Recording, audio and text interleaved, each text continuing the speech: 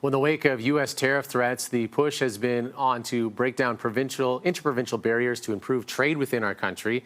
The premiers of Alberta and Ontario are working on deals right now, and a new study is out this morning that says this may not be a good thing and could cause some harm.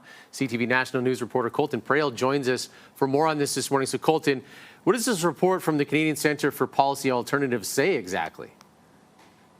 It's twofold. One, the economic gains that we've been hearing about, this $200 billion number, probably not actually likely to materialize. And two, to your point, there is actually a reason why some of these exemptions are in place, and removing them may not be worth the risk. So let's start on the economic gains. It does acknowledge that there will be modest economic gains. Now, it doesn't put a dollar figure on those gains. It just pours cold water on the idea that it will be as significant as has been touted by the Prime Minister and a number of the premiers as well. And the reason for that is largely that the movement of goods and services across provincial borders is already basically free. And so that element to this conversation isn't something that they think is going to have a really significant impact. And they point to the New West Partnership Trade Agreement and the CFTA, the Canadian Free Trade Agreement, that have both been in place for several years now, and the really, really limited number of actual disputes that have taken place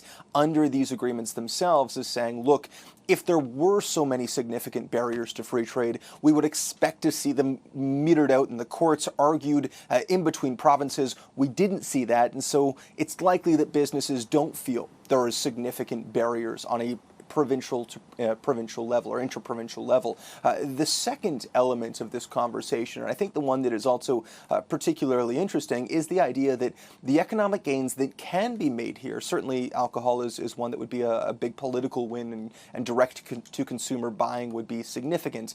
But those economic gains may not outweigh what it is that you're giving up. And so in a lot of cases, we've seen, take for example, the federal government or Ontario, who have completely removed all of their exemptions in these free trade agreements.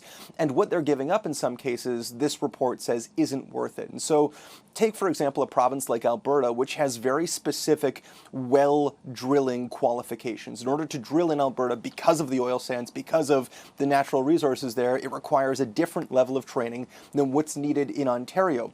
Ontario has removed all of those barriers. This report argues it probably doesn't make sense for Alberta to do the same.